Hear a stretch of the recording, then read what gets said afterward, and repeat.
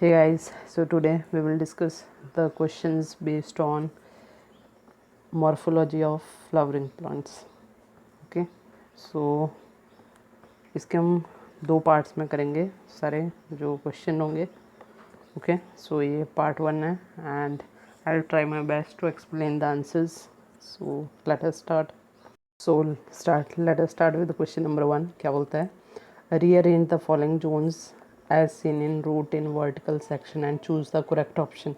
तो हमारे पास ऑप्शंस दी हुई हैं, हमने उनको रीअरेंज करना है. ठीक है, इसके लिए सबसे पहले हम देखते हैं डायग्राम रफ सा रूट का. ठीक है, सो सबसे नीचे बेस पे आती है इसकी रूट कैप. ठीक है, जो कि प्रोटेक्ट करती है जो ग्रोइंग रीजन होता है रूट का, सॉइल में सबसे पहले पेनिट्रेट करता है, तो उसके ऊपर होती है रूट कैप. रूट कैप जो होती है इसको हम और क्या बोलते हैं? इसको हम कैलिप्ट्रा भी बोलते हैं, तो ये भी इम्पॉर्टेंट चीज़ है. इसके अलावा जो एक्वाटिक प्लांट्स होते हैं उसमें रूट कैप जो होती है उसको हम रूट पॉकेट भी बोलते हैं. ठीक है, और इनमें डिफरेंस जो एक पॉइंट है, रूट कैप जो होती है उसको रिप्लेस किया जा सकता है. ठीक है, जो लैंड के ऊपर प्लांट्स होते हैं उनकी जो रूट होती है रूट कैप वो रिप्लेसेबल होती है, जबकि जो लिक्विड में रूट पॉकेट्स होती हैं वो रिप्लेस नहीं की जा सकती. ठीक है, सो ये फर्स्ट पार्ट आ गया. सेकंड नंबर पे आती है जोन ऑफ मेरिस्टेमेटिक सेल. तो जो मेरिस्टेमेटिक सेल कहते हैं तो ऐसे सेल जो डिवाइड करते रहते हैं कंटिन्यूसली. ठीक है, और अपने जैसे बहुत सारे सेल बनाते जाते हैं, तो उनको हम बोलते हैं मेरिस्टेमेटिक सेल. वो यहाँ पे प्रेजेंट होते हैं, इसलिए इसको बोलते हैं जोन ऑफ मेरिस्टेमेटिक सेल. उसके बाद नेक्स्ट आती है जोन ऑफ हिलोंगेशन. तो यहाँ पे जो डिवाइड होकर सेल जा रहे हैं वो थोड़े लेंथ में इंक्रीज करते हैं, तो इसलिए इसको जोन ऑफ हिलोंगेशन बोला जाता है. इसके बाद नेक्स्ट आती है रूट हेयर जोन, और इसको जोन ऑफ डिफ्रेंशिएशन भी बोलते हैं. तो यहाँ पे जो बहुत सारे हेयर ग्रो करते हैं, रूट हेयर बोला जाता है उनको. और इसके बारे में इंपॉर्टेंट चीज़, यहाँ पे मैक्सिमम एब्जॉर्प्शन होती है वाटर की. ठीक है, जितना वाटर एब्जॉर्ब करता है प्लांट की रूट्स, उसमें सबसे ज़्यादा एब्जॉर्प्शन जो होती है रूट हेयर जोन में होती है. देन उसके बाद लास्ट में आती है जोन ऑफ मेच्योर सेल या जोन ऑफ मेच्योरेशन सबसे टॉप पे. तो ये था हमारा रफ सा डायग्राम ऑफ द रूट. उसके बाद नेक्स्ट, तो फिर इसका आंसर क्या हो जाएगा? इस ऑप्शन नंबर ए, जिसमें सबसे पहले आ गई आपकी C, that is root cap zone. Then B zone of meristematic cell, then zone of elongation, उसके बाद root hair zone and then zone of maturation. तो ये था क्वेश्चन नंबर 1. क्वेश्चन नंबर 2 क्या बोलता है? In an inflorescence where flowers are born literally in an acropetal succession, the position of the youngest floral bud shall be. तो बोलता है inflorescence है जहाँ पे फ्लावर जो होते हैं लिटरली एक्रोपिटल सक्सेशन में बॉर्न कर रहे हैं. अभी एक्रोपिटल क्या होता है? देखो, मान लो हमारे पास एक प्लांट है, ठीक है, कोई भी, और एक्रोपिटल सक्सेशन को समझने के लिए मैंने छोटा सा रफ सा डायग्राम ड्रॉ किया. एक्रोपिटल क्या होता है एंड बेसिपिटल इसके अपोजिट. तो जब भी किसी चीज़ की ग्रोथ, मान लो हमारा ये देखो अटैच्ड पोर्शन ये है बेस पे, जहाँ पे रूट्स के साथ अटैच है प्लांट, तो सबसे ब्रॉडेस्ट बड़ी लीव्स बेस पे है. ठीक है, ऊपर को उससे छोटा हो रहा है साइज़. ठीक है, डिक्रीज़ कर रहा है साइज़. तो सबसे टॉप पे सबसे छोटी लीव होती है, या इन्फ्लोरेसेंस में फ्लावर है सबसे छोटा या यंगेस्ट. ठीक है, तो इस टाइप की जो अरेंजमेंट होती है इसको हम बोलते हैं एक्रोपिटल सक्सेशन. ठीक है, एक्रो मतलब अपेक्स, तो उसके अपेक्स पे सबसे छोटा लीफ होगा या इन्फ्लोरेसेंस में फ्लावर होगा आपका. ठीक है, अब अगर इसकी हम बात करते हैं कि जो प्रॉक्सिमल एंड डिस्टल करके बात करें, तो प्रॉक्सिमल एंड कौन सा होता है? जहाँ पे कोई भी चीज़ अटैच्ड होती है उसके नियरेस्ट जो पार्ट होता है उसको हम बोलते हैं प्रॉक्सिमल. ठीक है, और यहाँ पे चीज़ अटैच है तो इससे सबसे ज़्यादा दूर जो चीज़ होती है उसको बोलते हैं डिस्टल. तो इस तरीके से क्या होगा, एक्रोपिटल में डिस्टल एंड पे सबसे यंगेस्ट आएगा. Hopefully it is clear to you. तो अब इसका आंसर आपको पता लगा होगा. तो इसका क्या आएगा? डिस्टल एंड पे सबसे यंगेस्ट फ्लोरल बड आएगी एक्रोपिटल सक्सेशन के अंदर. ठीक है, क्वेश्चन नंबर 3 क्या बोलता है? The mature seed of plant such as gram and pea possesses no endosperm because. तो ग्राम एंड पी जो होते हैं उसमें एंडोस्पर्म प्रेजेंट नहीं होती है बिकॉज, तो ऑप्शन सारे पढ़ेंगे तो डी ऑप्शन, जो endosperm gets used up by the developing embryo during seed development. तो हमने जब जो रिप्रोडक्शन वाला पोर्शन किया था, अगर आपने वो वीडियो देखी तो उसमें बताया था कि कुछ एक केसेस में जो एंडोस्पर्म होती है कम्प्लीटली यूज्ड कर ली जाती है, इसलिए वो बाद में बचता ही नहीं है। तो ये आ जाएगा आपका D option. Then question number 4 क्या बोलते हैं, root developed from parts of the plant other than radicle. तो उसको हम क्या बोलते हैं, उसको हम बोलते हैं एडवेंटिशियस रूट्स। ठीक है, तो बेसिकली जो रूट्स होते हैं उनको हम 3 कैटेगरी में पढ़ते हैं, tap root system, then fibrous root and then adventitious root system. ठीक है, तो टैप रूट क्या होती है, उसमें मेन बड़ी सी ब्रांच होती है रूट की। ठीक है, उससे सेकेंडरी ब्रांचेस ग्रो करती हैं और उसमें टर्शरी ग्रोथ भी होती है। तो इस तरीके से जो रूट सिस्टम होता है उसको बोलते हैं टैप रूट सिस्टम। फाइब्रस के केस में क्या होता है, फाइब्रस रूट सिस्टम है हमारे पास, सिंपली जो मेन रूट होती है वो कोई नहीं होगी, सारी आपस में इस तरीके से ब्रांचिंग इक्वली डिवाइड हो जाती है, उसको बोलते हैं फाइब्रस। फिर आता है आपका एडवेंटिशियस। तो ये क्या होता है, जब भी यहाँ आपका जो हमारा क्वेश्चन है सेम चीज़ है कि प्लांट के रेडिकल को छोड़ के अगर किसी और पार्ट से रूट डेवलप करती है, that root is called adventitious root. Then question number 5 क्या बोलता है, venation is a term use to describe the pattern of arrangement of. तो वेनेशन क्या होता है, वेन्स और वेनलेट्स किसी लेमिना के ऊपर कैसे अरेंज होते हैं, that is called venation. Question number 6, endosperm product of double fertilization in angiosperm is absent in the seed of. तो ये कौन से सीड्स में एब्सेंट होगी, तो इस केस में आपका जो ऑर्चिड्स होते हैं उसके अंदर एब्सेंट होती है। क्वेश्चन नंबर 7 क्या बोलता है, many pulses of the daily use belong to one of the families below, tick the correct answers. तो बहुत सारे पल्सेस की जो फैमिली है वो कौन सी होती है, तो हमें पता है जो हमारी फैबेसी होती है। ठीक है, तो पी फैमिली भी बोला जाता है इसको। तो ये हमारी क्या होती है, पल्सेस की फैमिली होती है। ठीक है, नेक्स्ट आता है the placenta is attach to the developing seed near the. तो किसी भी डेवलपिंग सीड में जो प्लेसेंटा होता है वो किसके पास अटैच्ड होता है, तो इसका राइट आंसर आ जाएगा आपका हाइलम। ठीक है, तो हाइलम के पास अरेंज होता है। फॉर एग्जांपल अगर ये आपका ग्राम का सीड है तो यहाँ जैसे इसमें छोटा सा स्ट्रक्चर होता है बोर की तरह, उसको हम बोलेंगे हाइलम। तो वहाँ पे इंटरनली प्लेसेंटा अटैच्ड होता है। ठीक है, नेक्स्ट क्वेश्चन आता है आपका question number 9, which of the following plants is use to extract the blue dye. तो ब्लू डाई के लिए सिंपली इंडिगोफिरा जो प्लांट होता है उससे हमें ब्लू डाई एक्सट्रैक्ट करते हैं। तो नेक्स्ट क्वेश्चन है आपका question number 10, match the following and choose correct option. तो इसको मैच करना है, थोड़ा इजी मैच है। एलिरॉन लेयर जो होती है हमें पता है इसका काम क्या होता है, न्यूट्रिशन प्रोवाइड करेगी। पार्थिनोकार्पिक जो फ्रूट्स होते हैं वो बिना फर्टिलाइजेशन के डेवलप करते हैं। देन ओव्यूल जो होता है मॉडिफाई होकर सीड बनाता है। ठीक है, ओवरी हमारी फ्रूट बनाती है, ओव्यूल सीड बनाता है। देन एंडोस्पर्म जो होती है that is a result of double fertilization. Okay, so इसका आपका ऑप्शन हो जाएगा कौन सा राइट आंसर, बी। ठीक है, उसके बाद नेक्स्ट क्वेश्चन चलते हैं क्वेश्चन नंबर 11 पे। तो ये क्या बोलता है, a plant having butterfly shaped flowers with one standard 2 wing like alae and 2 keel like petals belong to. तो बटरफ्लाई शेप्ड फ्लावर एंड जो कील लाइक फ्लावर ये जो होते हैं ये किस में आते हैं, ये आते हैं हमारे पी प्लांट के character and pea plant belong to Fabaceae. So इसका राइट आंसर है ऑप्शन नंबर ए।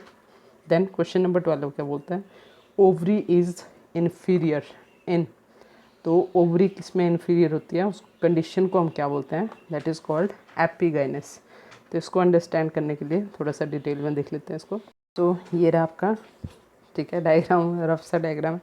तो इसमें आपका ये ओवरी, ठीक है, अगर नीचे है इन्फीरियर का मतलब थोड़ा लो है बाकी पार्ट से और बाकी पार्ट्स उससे ऊपर हैं, तो इस कंडीशन को हम बोलते हैं एपिगाइनस। ठीक है, तो मतलब बाकी पार्ट्स के कंपैरिजन में इसको नाम देते हैं हाइपो, मतलब थोड़ा डाउन नीचे। तो इसमें बाकी जो पार्ट्स होते हैं वो ओवरी के कंपैरिजन में नीचे आ जाते हैं। ठीक है, ये आपकी ओवरी से नीचे अगर बाकी पार्ट्स हैं रिसेप्टेकल के ऊपर अटैच्ड कर रहे हैं तो इसको हम बोलते हैं हाइपोगाइनस कंडीशन। तो इस केस में हाइपोगाइनस में ओवरी आपकी सुपीरियर होगी और एपिगाइनस में ओवरी इन्फीरियर होगी। अब देखते हैं क्वेश्चन नंबर 13 क्या बोलता है, so Gloriosa superba with parallel venation. तो पैरेलल वेनेशन आ गया, monocot and tendler sorry tendrillar leaf apex belong to, तो ये किसको बिलोंग करता है देखते हैं। ये इसके option Malvaceae, एस्ट्रेसी, Solanaceae and Liliaceae. तो यहाँ पे आई थिंक जो लिलियसी है दैट इज़ मोनोकॉट एंड ये इसका राइट आंसर है लिलियसी। अब आता है question number 14, edible part of लीची। इंपॉर्टेंट क्वेश्चन है, वैसे तो सारे इंपॉर्टेंट है, कोई भी आ सकते हैं क्वेश्चन, बट फिर भी जो लीची होती है उसका एडिबल पार्ट क्या होता है।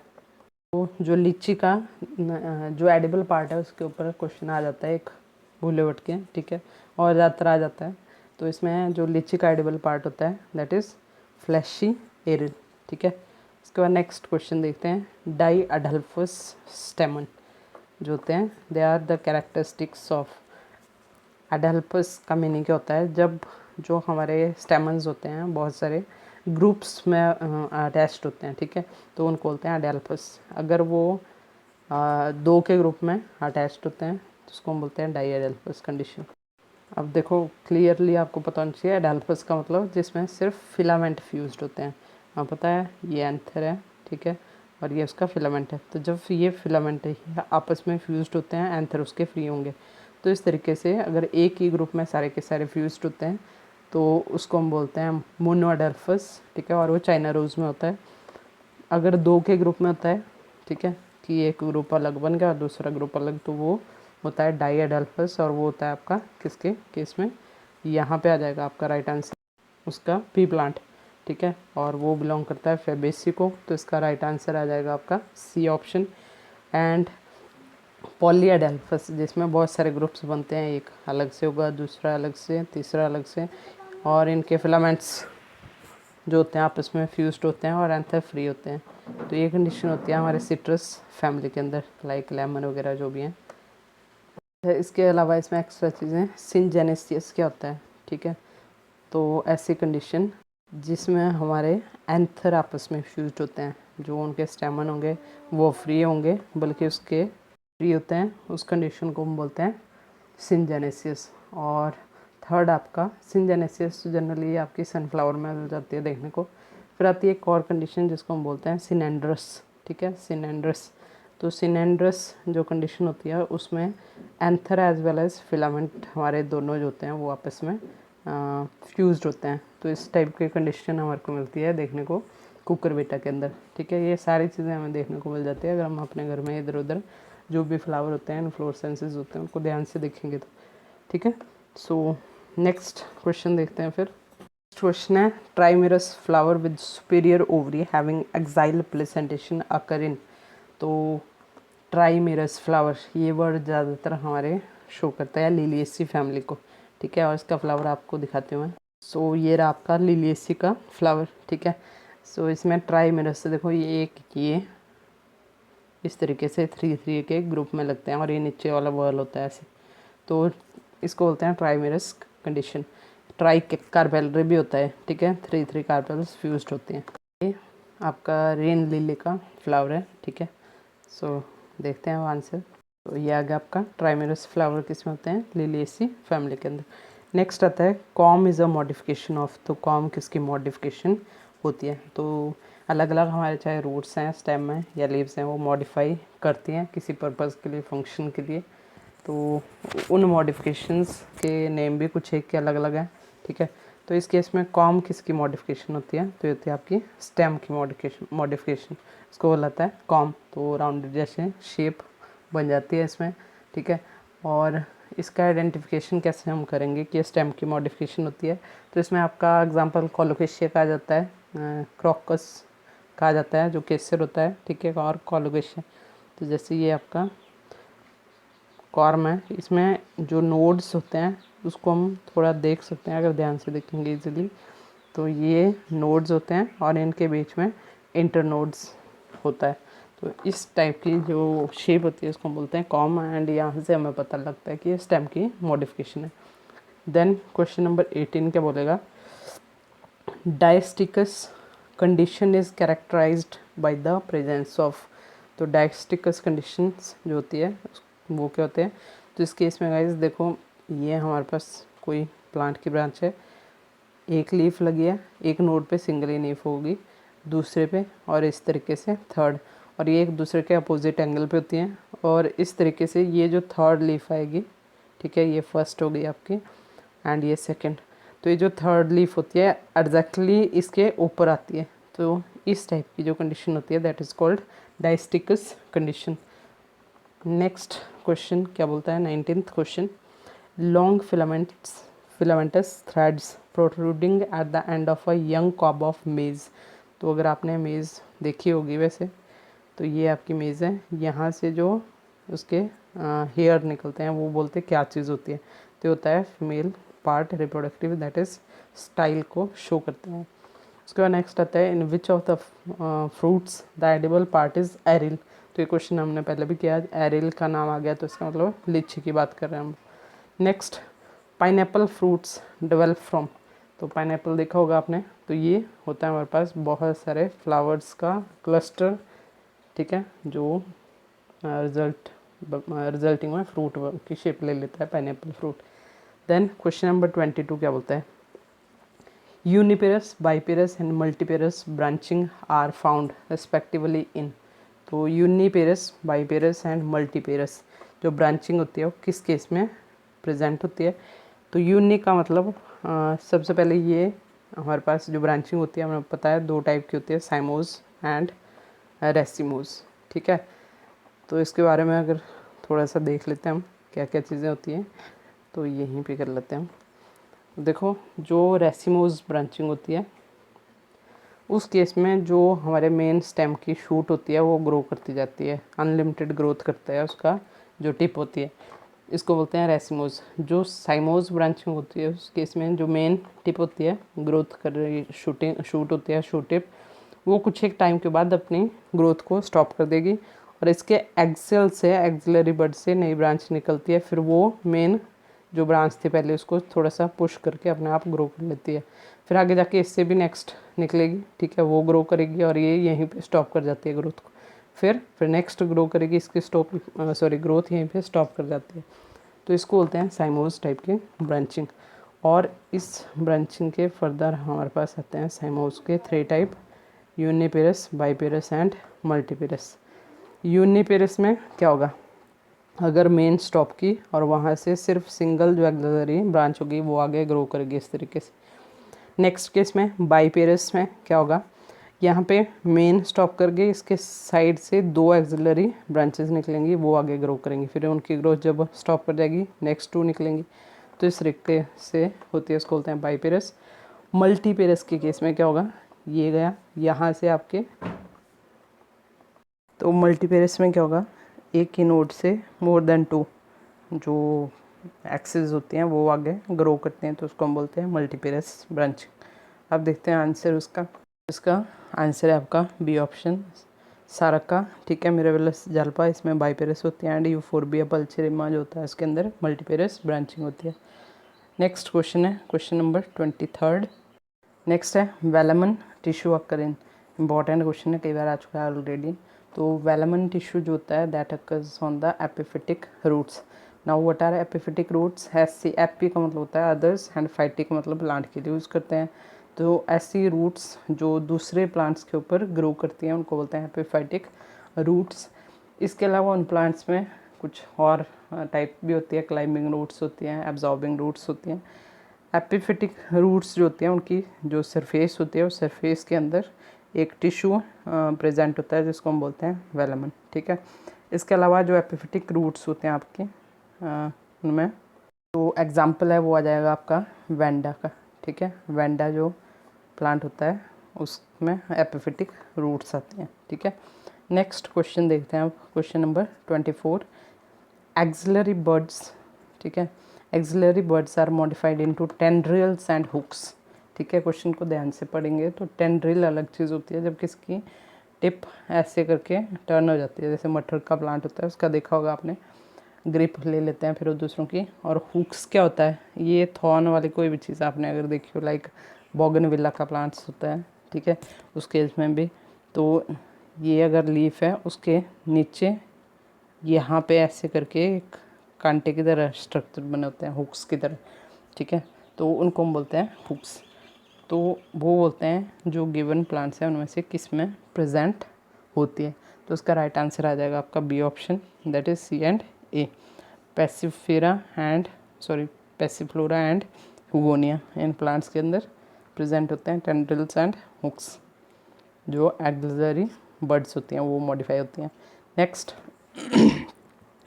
सिन एंड्रस कंडीशन जो होती है वो किसके अंदर प्रेजेंट होती है, तो मैंने आपको अभी डिस्कस किया था हमने कि सिन एंड्रस में क्या होता है, इसमें एंथरा एज वेल एज फिलामेंटस आपस में फ्यूज्ड होते हैं। तो ये जो कंडीशन होती है ये होती है हमारे किसके अंदर, कुकुरबिटा के अंदर, ठीक है। Next type of placentation found in P plant, तो पी प्लांट में जो प्लेसेंटेशन होती है वो होती है मार्जिनल, ठीक है। नेक्स्ट क्वेश्चन नंबर 27 क्या बोलता है, replum occur in, very important question, already have been asked in a few exam. Replum occurs in the ovary of, तो रैपलम क्या होता है, कुछ प्लांट जो ब्रासिकेसी के हैं उस केस में जो ओवरी होती है उसमें यहाँ पे सेंटर में एक फॉल्स सेप्टम की तरह स्ट्रक्चर डेवलप कर जाता है, ठीक है। ये जो चीज़ है ये, तो इसको बुलाता है रैपलम। तो ब्रासिकेसी में आपका बेसिकली मस्टर्ड आ गया यहाँ पे, तो मस्टर्ड में ये स्ट्रक्चर प्रेजेंट होता है। क्वेश्चन है आपका साइकोनस ऑफ फिग, तो फिग का जो फ्रूट टाइप साइकोनस होता है वो कौन सा टाइप होता है, तो ये आपका एक्नेज, ठीक है। क्वेश्चन नंबर 28 का ऑप्शन ए राइट है, एक्नेज। नेक्स्ट फ्लोरल फॉर्मूला, तो ये बाइसेक्सुअल फ्लावर है, ठीक है। और इसमें जो आपके कैलिक्स हैं, कोरोला हैं, 5 हैं, फ्यूज्ड हैं। इसके अलावा एंड्रोशियम 5 हैं, फ्री है, ठीक है, एपिपेटलस कंडीशन है। देन इसका जो गाइनोशियम है बाइकार्पेलरी है और फ्यूज्ड है, और ओवरी जो होती है उसमें सुपीरियर होती है। तो ये जो कंडीशन है ये होती है हमारी किस प्लांट में, तो ये होती है आपकी टोबैको के प्लांट में, ठीक है, टोबैको में। उसके बाद नेक्स्ट आता है cotyledons and testa are respectively edible in, तो टेस्टा जनरली एडिबल होते हैं आपके किसके अंदर, पोमेग्रेनेट, ठीक है। अब कॉटिलिडन्स की बात आए तो ग्राउंडनट इसके साथ मैचिंग है, ठीक है। कोकोनट में हम बेसिकली, ये भी इम्पोर्टेंट चीज़ है, इसमें हम एंडोस्पर्म को खाते हैं और इसका जो लिक्विड होता है वो भी एंडोस्पर्म का पार्ट होता है, ठीक है। इसके अलावा जो लीची होती है उसका भी हम कर बैठे हैं, वो एरिल का पार्ट होती है, ठीक है, जो हम खाते हैं वो एरिल होता है। नेक्स्ट कॉर्म अकरिंदा, तो कॉर्म के एग्जांपल मैंने अभी बताए थे लास्ट क्वेश्चन में, स्टेम की मॉडिफिकेशन होती है पहली बात। देन कॉर्म का एग्जांपल आपका कोलोकेशिया आ जाएगा, जो वो कचालू बोलते हैं, कोलोकेशिया, ठीक है। नेक्स्ट इन साइथियम इन्फ्लोरेसेंस, तो साइथियम इन्फ्लोरेसेंस क्या चीज़ होती है, तो इस केस में गाइज हमारे पास जो फ्लावर होता है, ठीक है, यूफोरबिया पल्चेरिमा इसका एग्जांपल आता है। तो उसमें जो सिंगल हमारे पास फीमेल फ्लावर होता है, ठीक है, काफ़ी लंबा उसका स्टाइल एंड ये आएगा, तो उसके अराउंड मेल फ्लावर होते हैं ऐसे करके बहुत सारे, ये तो ये जो कंडीशन होती है ये इसको हम बोलते हैं, ये होती है आपके साइथियम इन्फ्लोरेसेंस, और ये प्रेजेंट होती है जनरली आपके यूफोरबिया पल्चेरिमा में। एंड इसका आंसर आपका बी, जिसमें single female flower is surrounded by many male flowers. आता है question number 33, in hypogynous flower the ovaries, तो ये मैंने तभी एक्सप्लेन किया था, देखो 2-3 क्वेश्चन कवर हो रहे हैं। हाइपोगाइनस मतलब ओवरी सुपीरियर होगी, बाकी पार्ट्स इन्फीरियर होंगे, ठीक है। तो ओवरी पूछी है तो ओवरी विल बी सुपीरियर, तो option number C is the correct one. Then question number 34 क्या बोलता है, root swollen in the form of closely arranged rings, और रिंग्स की बात आ गई तो ऐसे करके अगर रिंग्स की फॉर्म में रूट बनी हुई है तो इसको हम बोलते हैं एन्यूलेटेड रूट, ठीक है। तो ऑप्शन ए इसकी राइट है। देन क्वेश्चन नंबर 35 क्या बोलता है, स्टेम टेंड्रिल अकरिंद, तो स्टेम जो होगा टेंड्रिल की फॉर्म में किस में होता है, ग्रेप वाइन आ गया और पंपकिन, क्लियरली हमें दिख रहा है, ठीक है। तो बोगनविला में कोई टेंड्रिल होती नहीं है, हमें बताया वो उसमें हुक्स वगैरह होती हैं, स्टेम की मॉडिफिकेशन कुकुम्बर में होती हैं, बट ये फिर साथ में ऑप्शन अलग आगे, ठीक है।